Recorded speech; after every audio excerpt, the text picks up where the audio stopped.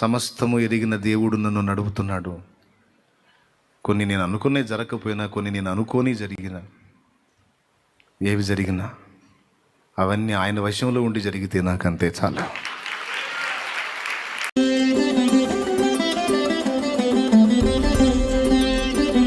ఎందుకంటే ఆయన నన్ను ప్రేమించుచున్నాడని నేను ఎరుగుదును. నా మంచి నేను ఆలోచించేదానికంటే కూడా మరి ఎక్కువగా నా మంచిని ఆయన ఆలోచిస్తాడని నేను ఎరుగుదును. ఆయన మంచి జ్ఞానవంతుడని నేను ఎరుగుదును.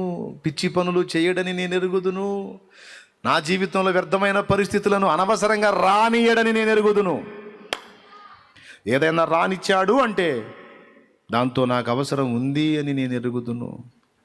కాబట్టి దాన్ని బట్టి కూడా ఆయనకి కృతజ్ఞతా స్తోత్రాలే తప్ప నేనేమి హడావుడైపోయే పరిస్థితి ఏం లే. కాబట్టి పాయింట్ నెంబర్ 1, దేవుడేమి చేయుచున్నాడు అన్న ప్రశ్నకి మొట్టమొదటి సమాధానం, భూమి మీద తనకిష్టం వచ్చినట్టు సమస్తము జరిగించుచున్నాడు. ఓకే, ఇంకా ఏమి చేయుచున్నాడు? యెహోవా యందు భయభక్తులు గలవారు మాటలాడుకొనుచుండగా చెవియొగ్గి ఆలకించుచున్నాడు. ఏమండి, నువ్వు నీతో పాటు కూర్చున్న వాళ్ళతో కలిసి నువ్వేం మాట్లాడుతున్నావో వింటున్నాడు. నిన్ను గురించి మిగిలిన వాళ్ళు ఏం మాట్లాడుకుంటున్నారో కూడా వింటున్నాడు. తెలుసా? మిరియాము అహరోను ఏం మాట్లాడుకున్నారో మోషేకి తెలియదు. వాళ్ళు గుట్టుగా మాట్లాడుకున్నారు. ఏదో కూషు దేశపు స్త్రీ విషయంలో సణిగారు. మోషే చేతనే పలికించనా, మా చేత పలికించలేదా, మేము కూడా ప్రవక్తలనే అన్నట్టు మాట్లాడారు. సంఖ్యాకాండం 12వ అధ్యాయము. ఈ సంగతులు ఎవరు విన్నారు? చూడు, 12వ అధ్యాయము మొదటి వచనం నుంచి చదువు త్వరగా. మోషే కూషు దేశపు స్త్రీని పెళ్లి చేసుకుని ఉండెను గనుక అతడు పెళ్లి చేసుకొనిన ఆ స్త్రీని బట్టి మిరియాము అహరోనులు అతనికి విరోధముగా మాట్లాడిరి. వారు మోషే చేత మాత్రమే యెహోవా పలికించిన, ఆయన మా చేత పలికింపలేదా అని చెప్పుకొనగా యెహోవా ఆ మాట వినెను. అది ఆ మొక్క మనకు కావాలి ఇప్పుడు. యెహోవా ఏ మాట వినెను?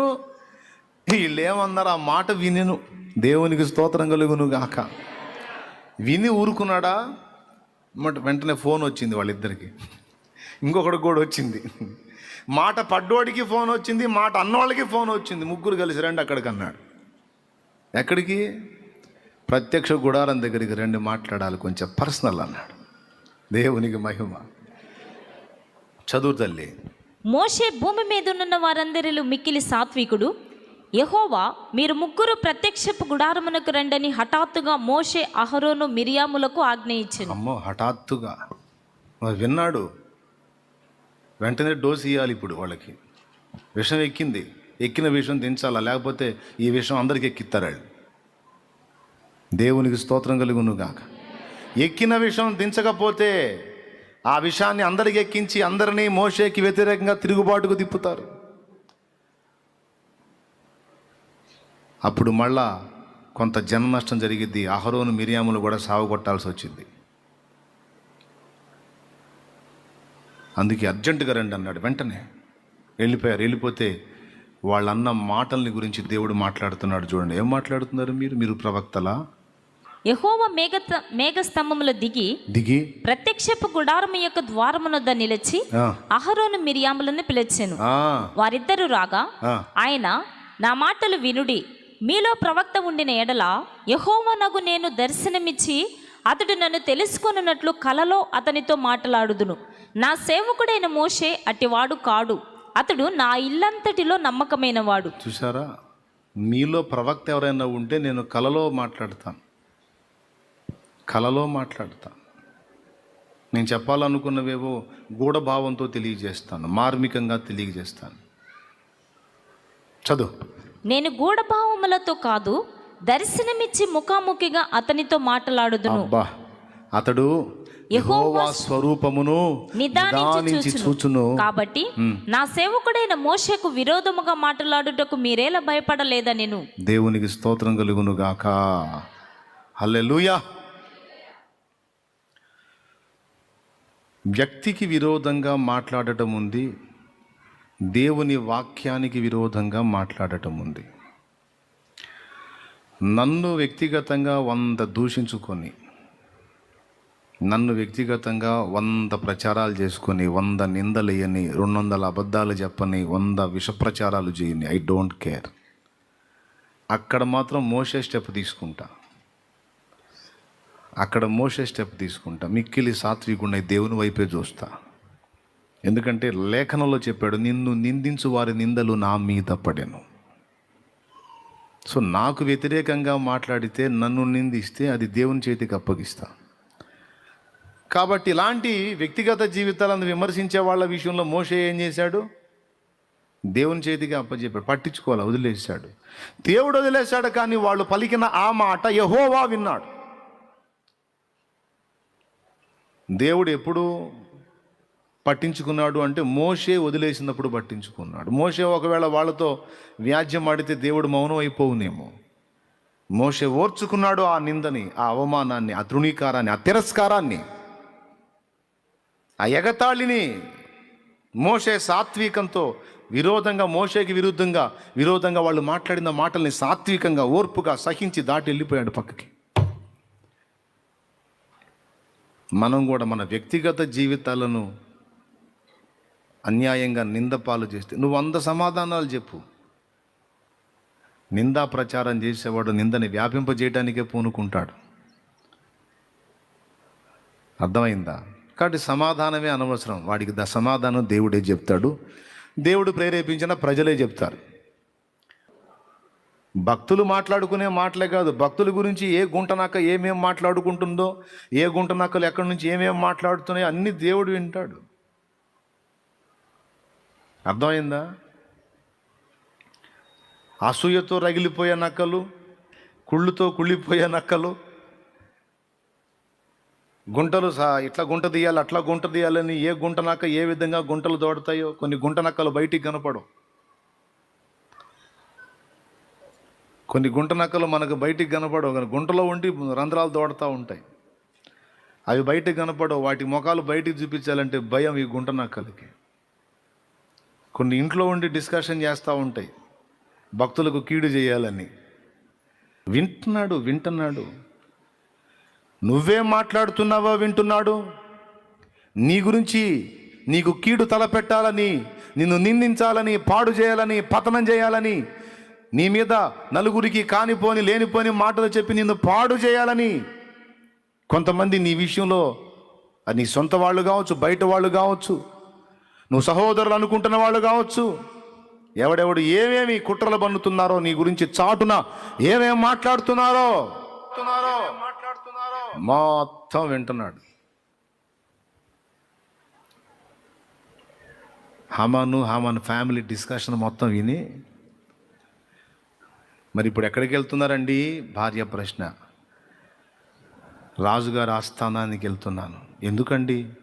హాయిగా రెస్ట్ తీసుకోవచ్చు కదా, నైట్ అయిపోయింది కదా, నిద్రపోండి, తెల్లవారు వెళుతురు. కానీ ఏమిటంటే నిద్రపోయేది? వాడిని నాశనం చేసిన దాకా నాకు నిద్ర పట్టదు, నాకు తిండి పట్టదు, నిద్ర పట్టదు. ప్రజలంతా నిన్ను ఇంతసేటు సన్మానించి నీ అధికారానికి లోబడితే ఆ ఒక్కడు ఏం చేస్తాడండి? వదిలేసేయండి అంటే, నో, రుణశేషం శత్రుశేషం ఉండకూడదు, వాడిని చంపేయాలి, వాడి జాతినే లేకుండా చేయాలి. ఏం చేస్తారు? రాజుగారి దగ్గరికి వెళ్తాను, ముందు వాడి సంగతి చూస్తా, తర్వాత వాడి జాతి సంగతి చూస్తా. రాజుగారి దగ్గరికి వెళ్తా, నాకున్న అధికారాన్ని బట్టి నేను ఏ జామును పోయినా రాజు నన్ను స్వాగతిస్తాడు. కాబట్టి రాజు దగ్గరికి వెళ్ళి ఈ మొర్దెకై అనువానికి శిక్ష విధించడానికి పర్మిషన్ తీసుకొని వస్తా, వాడి జాతిని నాశనం చేసే విషయం కూడా మాట్లాడొస్తా. మొండి మనిషి అండి మీరు, ఎంత చెప్పినా వినరు, మీ ఇష్టం. పోయాడు ఆ జామున. ఎందుకు పోతున్నాడు? తన దాసునికి కీడు కల్పించడానికి పోతున్నాడు. ఎవరి దాసునికి? దేవుని దాసునికి. ఎవరు మేలుకున్నారు? దేవుడు మేలుకొని చూస్తున్నాడు. మొర్దెకై ఏం చేస్తున్నాడు? నిద్రపోతున్నాడు. మొర్దెకై హాయిగా నిద్రపోతున్నాడు. మొర్దెకైకి గుంట తీయాలనుకున్న వాళ్ళేమో మేలుకొని ఉన్నారు. వీళ్ళు మేలుకున్నారు, పాపం వాళ్ళకి తెలియదు. మొర్దెకై దేవుడు, మొర్దెకై సేవిస్తున్న ఆ ఇశ్రాయేలీల దేవుడైన యెహోవా కునకడు నిద్రపోడన్న సంగతి వాళ్ళకి తెలియదు.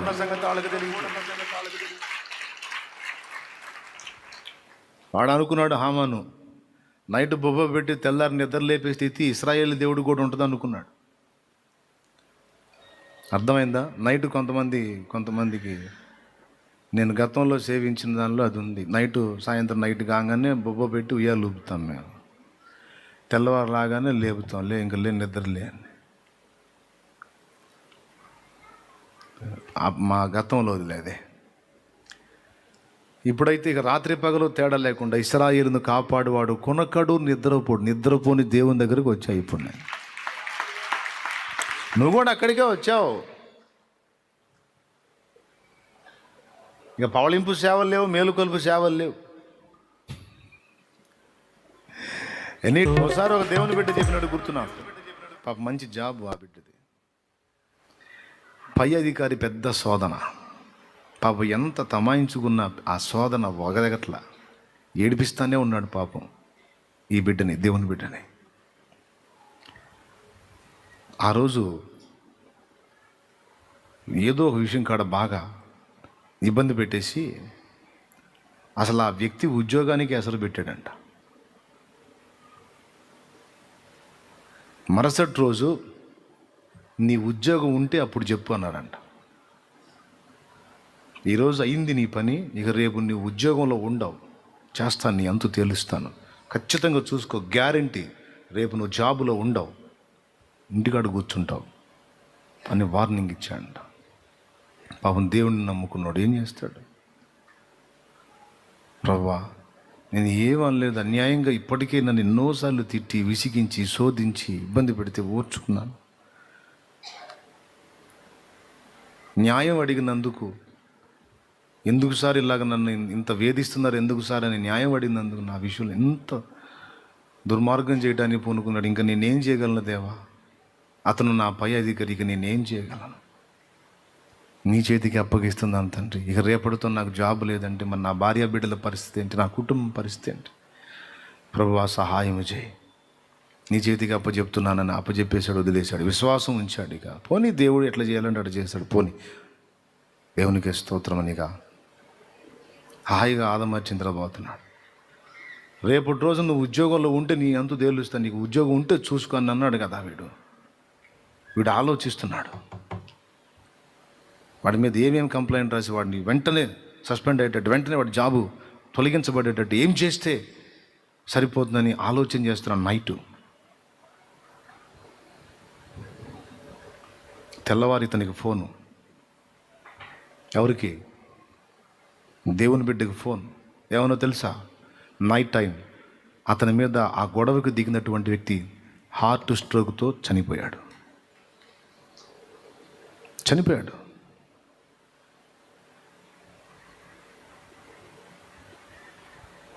పర్సనే లేడు అసలు. జీవము గల దేవుని చేతిలో పడుట భయంకరం. ఎంత డేంజర్ అనుకున్నారు? చెరపకురా చెడేవని పక్కన వాడిని నాశనం చేయాలి, పక్కన వాడికి గుంట తీయాలని పిచ్చి పిచ్చి పనులు చేస్తే ఎట్లా నాశనం అవుతారో ఇది ఈ రియల్ స్టోరీ. ఒక ఉదంతం. నీకు ఉద్యోగమే లేకుండా, నీకు లైఫ్ లేకుండా చేస్తానన్నోడికి లైఫ్ లేకుండా పోయింది. మళ్ళా నైట్ తెల్లారేటప్పటికి డెడ్ బాడీ. ఇలాంటి స్టోరీలు ఎన్నో దేవుని బిడ్డల పక్షంగా దేవుని ఉగ్రత చూపిన అనుభవాలు. హల్లెలూయా. నా ప్రియమైన దేవుని బిడ్డలారా, బైబిల్లో కూడా కనపడిద్ది. దేవుడు నిద్రపోతాడా? దేవుడు కళ్ళు లేకుండా ఉన్నాడా? నరులకు మనకు కళ్ళు ఇచ్చినోడు చూడడా? మనకు చెవులు ఇచ్చినోడుకి వినపడదా? వీడు కుట్ర పని పోతున్నాడు మొర్దెకై నాశనం చేయాలని. దేవుడు అక్కడ అహస్వేరోషుకు నిద్ర పట్టకుండా చేశాడు. వాస్తవంగా సాయంత్రానికి మ్యూజిక్లోళ్ళు వచ్చి మ్యూజిక్లు వేస్తే, డ్యాన్స్లోళ్ళు వచ్చి 2 డ్యాన్స్లు వేస్తే, పాటలోళ్ళు వచ్చి 2 పాటలు పాడేస్తే ఇది గురకబెడతాడు లెక్క ప్రకారం నిద్రపోవాలి. ఇక ఆ రాత్రి మ్యూజిక్లో వాయించిన ఎప్పుడు రా అన్నాడు. సార్ 2 స్టెప్పులు వేస్తాం సార్ అంటే, ఏం స్టెప్పులు పండి అన్నాడు. సార్ పాట పాడదాం బొబ్బోండి సార్ అంటే ఏంటో పాడేది, పోండి నాకు నిద్ర పట్టట్లేదు పోండి అన్నాడు. మొత్తం అడ్రస్ లేకుండా పోయారు ఆ గదిలోంచి. ఒక్కడే కూర్చున్నాడు. ఎందుకు నిద్ర పట్టిద్ది? ఆయన చేయగలడు నిద్ర పట్టకుండా, వీడు ఎంత తిప్పలు పడ నిద్ర రావట్లా. అహస్వేరోషు రాజుకి చిరాకు పెట్టి కూర్చొని, ఎవరక్కడ అన్నారు. చిత్త మహారాజా, రాజ్యపు సమాచార గ్రంథం ఏంటి, రాజ్యంలో ఏమేమి జరుగుతుందో ఒకసారి తెలుసుకుంటాను, తీసుకురా పుస్తకాన్ని తెచ్చిపెట్టండి, నిద్ర రావట్లేదు నాకని రాజ్యపు సమాచార గ్రంథం తెచ్చి ఆయన ముందు పెట్టారు. పేజీ తిప్పి చూస్తున్నాడు. ఈ డేట్లో ఏమైంది, ఈ డేట్లో ఏమైంది, ఈ డేట్లో ఏమేమి విషయాలు జరిగినాయని వచ్చి కరెక్ట్గా మొర్దెకై పేజీ దగ్గరకు వచ్చి ఆగాడు.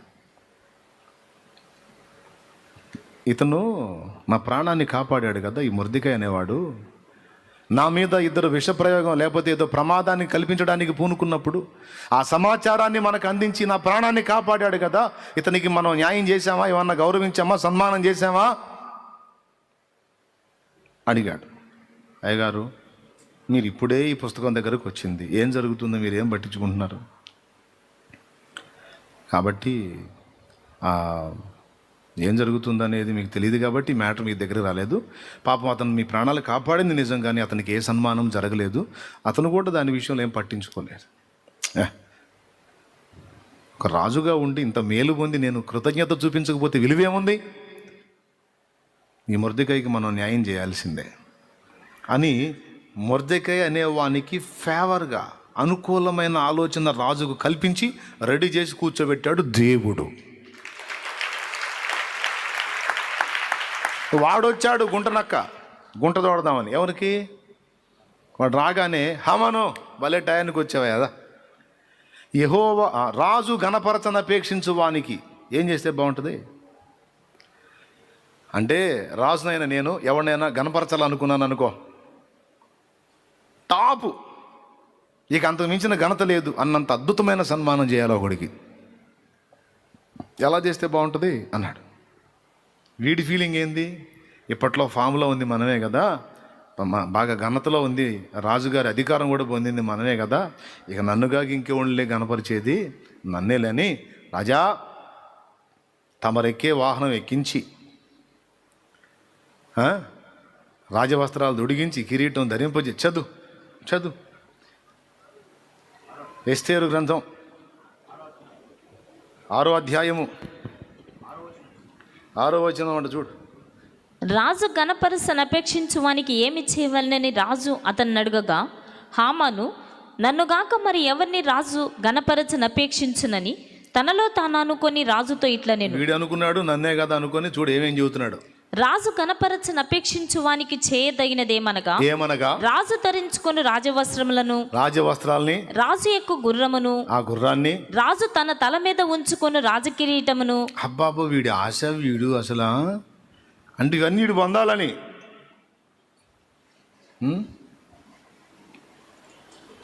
ఇవన్నీ వీడు పొందాలని. చదువు. ఒకడు తీసుకొని రాగా గనులైన రాజు యొక్క అధిపతులలో ఒకడు ఆ వస్త్రములను ఆ గుర్రమును పట్టుకొని రాజు గణపరచన అపేక్షించు వానికి ఆ వస్త్రములను ధరింపజేసి ఆ గుర్రం మీద అతన్ని ఎక్కించి రాజవీధుల్లో అతన్ని నడిపించుచు రాజు గణపరచన అపేక్షించు వానికి ఈ ప్రకారము చేయతగునని అతని ముందర చాటింపవలెను.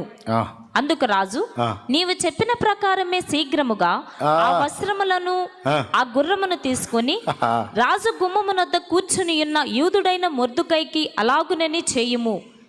దేవునికి స్తోత్రం కలుగును గాక. యూదుడైన మొర్దెకైకి నీవు అలాగు చేయమన్నాడు. దిమ్మ తిరిగింది వీడికి. వీడేమనుకున్నాడు? వీడికి అవన్నీ చేపిస్తాడేమనుకున్నాడు. ఇప్పుడు చిత్రం చూడు, ఎవడి చావు కోరి వచ్చాడో వానిని ఇప్పుడు గుర్రం ఎక్కించి తిప్పించాల్సి వచ్చింది. వీడే భలే తిప్పుతాడండి మలుపులు దేవుడు. ఇక్కడే కాదు, మోషే దగ్గర కూడా ఇశ్రాయేలు పిల్లలందరినీ నైల్ నదిలో పడేయమన్నాడు.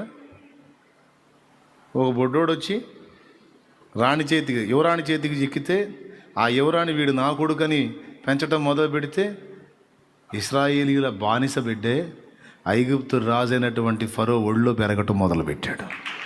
తిప్పుతాడు మలుపు, భలే భలే మలుపు తిరిగే. ఇంత చేసే, ఊరేగింపు చేసే, ముసుకేసుకొని ఇంటికి పోయినాక భార్య ఏమనే, ఇంటికి పోయి ముసుకేసుకొని కూర్చునే క్యావురే అనే భార్య,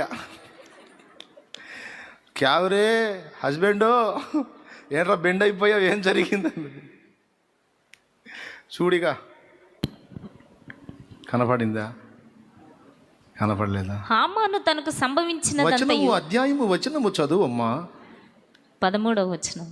అధ్యాయము 6వ అధ్యాయము 13వ వచనం. ఇప్పుడు చెబుదాము, చదువు. హామాను తనకు సంభవించినదంతయు తన భార్య అయిన జెరూషునకు తన స్నేహితులందరికీ తెలుపగా, అతని యొద్దనున్న జ్ఞానులను అతని భార్య అయిన జెరూషును ఎవని చేత నీకు అధికార నష్టము కలుగుచున్నదో, ఎవని చేత నీకు అధికార నష్టం కలుగుచున్నదో ఆ మొర్దెకై యూదుల వంశపు వాడైన ఎడల, యూదుల వంశపు వాడైతే అతని మీద నీకు జయము కలుగదు. చెప్పి పడేసింది. జెరూషా, నువ్వేనయ్యో మీ ఆయన కన్నా. అద్భుతమైన మాట చెప్పేసింది. నువ్వు అన్యులతో పెట్టుకుంటే నువ్వు జయం పొందుతావు. నువ్వు ఇప్పుడు ఎవరితో గొడవ పడ్డావో అతడు ఒకవేళ దేవుని సంబంధి అయితే ఆ వ్యక్తి మీద నీకు జయము కలగదు. నన్ను నిజముగా నా దేవుడే పిలిచి ఉంటే, నన్ను నా దేవుడే ఆయన సేవలో నడిపిస్తూ ఉంటే, నా మీద ఎవడు ఎన్ని కుట్రలు పన్నినా వాడు దెబ్బతింటమే కానీ వాడికి నా మీద జయము కలగదు అనే నిశ్చయత మనకు ఉండాలి. హల్లెలూయా. తోడురా 100 గుంటలు తోడు. ఆ 100 గుంటల్లో నువ్వు నీ వాళ్ళు పడటమే, ఏమీ కాదు. నువ్వు దేవుని సంబంధివై ఉంటే చాలు, దేవుని యందు భయభక్తులు కలిగి ఉంటే చాలు. ఎవడెన్నన్నా చేసుకొని, ఎవరు ఎంతమంది ఎన్ని తిప్పలన్నా పడని, వారికి నీ మీద జయము కలగదో. ఎందుకు? మనకు జయమై ఉన్నవాడు దేవుడో. దేవుడు ఏం చేస్తున్నాడు? భక్తుల మాటలు వింటున్నాడు. అంతేకాదు, భక్తుల గురించి ఎవడు ఏం మాట్లాడుకుంటున్నాడో కూడా, తన బిడ్డలకు ఎవడు ఏ కీడు తలపెట్టగోరుతున్నాడో కూడా, తన బిడ్డలకు ఎవడు ఏ నష్టము కలిగించాలనుకుంటున్నాడో కూడా. కొంతమంది నా దగ్గరికి వచ్చి ఎవడో మంత్రాలు చేస్తున్నాడన్నా, నా మీద మంత్రాలు చేస్తున్నాడన్నా, మంత్ర ప్రయోగాలు చేస్తున్నాడన్నా, నాకు అట్లా చేస్తున్నాడన్నా, ఇట్లా చేస్తున్నాడన్నా అంట. నేను చెబుతున్నా, నువ్వు ఆదమర్చి నిద్రపోతున్నావు. నీ మీద మంత్రప్రయోగం ఎవడో చేస్తున్నాడు. మరి నిన్ను పిలిచినోడు, నిన్ను రక్తం ఇచ్చి కొనుక్కున్నాడు చూస్తా ఊరుకుంటాడేంది? చేసేవాడి మూతే పగిలిపోద్ది అంటున్నా. దేవునికి స్తోత్రం. ఇక మళ్ళీ మంత్రాలు చదవటానికి వాడి మూతి కూడా ఉండదు. యేసు రక్తం ఏం చెయ్యం, అయిపోతుంది అంతే. ఎందుకు? నీ పక్షమున నీకు తోడై ఉన్నవాడు కొనకడో నిద్రపోడు. మళ్ళీ పాట వస్తుండే, మరి పాడితేనేమో పాటలు ఎక్కువ అవుతుండే. వద్దులే, ఎందుకంటే మీకు తెలుసులే, తల్లి నిన్ను మరచినా నేను నిన్ను మరోననే మాట ఇచ్చాడు కాబట్టి ఆయన నీకు తోడై ఉన్నాడు, వింటున్నాడు. రైట్. నీ గురించి ఇతరులు ఏమనుకుంటున్నావు వింటాడు. నీవు దేవుని భక్తుడిగా, భక్తురాలిగా నువ్వు నీ తోటి వారితో ఏం మాట్లాడుతున్నావు కూడా వింటాడు ఆయన. అందుకే మన మాటలు ఎప్పుడు కూడా దేవుని ఘనపరచున్నట్లుగా, దేవునికి మహిమ చెల్లించున్నట్లుగా, ఆయన సంతోషించున్నట్లుగా, ఆయన మహిమ నొందునట్లుగా విశ్వాసముతో కూడినవై అవి ఆశీర్వాదకరమైన మాటలై ఉండునట్లు ఎప్పటికప్పుడు జాగ్రత్త పడాలి మనం. పరిశుద్ధమైన మా తండ్రి, ప్రేమ స్వరూపిక దేవానికి స్తోత్రములు. నానావిధ సమస్యల చేత బాధ స్వరూపిక దేవానికి స్తోత్రములు. నానావిధ సమస్యల చేత, బాధల చేత, ఇబ్బందుల చేత, వ్యాధుల చేత, కలతల చేత, కన్నీళ్ల చేత, ఆత్మీయ జీవితంలో దిగజారిన స్థితిలో రకరకాల వేదనలతో నీ సముఖంలో నిలిచిన నీ బిడ్డలను ఒక్కసారి జ్ఞాపకం చేసు. నీ బిడ్డల యొక్క స్థితిగతులు, ఆత్మీయ స్థితిగతులు అన్ని ఎరిగిన దేవుడవు. నా ప్రభా, నీవు సహాయం చేయకపోతే మాకు ఎక్కడి నుంచి వచ్చింది? అన్నీ చూస్తున్నానన్నావు, నడిపిస్తున్నానన్నావు, వింటున్నానన్నావు, రాస్తున్నానన్నావు. సమస్తము నా చిత్తానుసారమును జరిగిస్తున్నాను.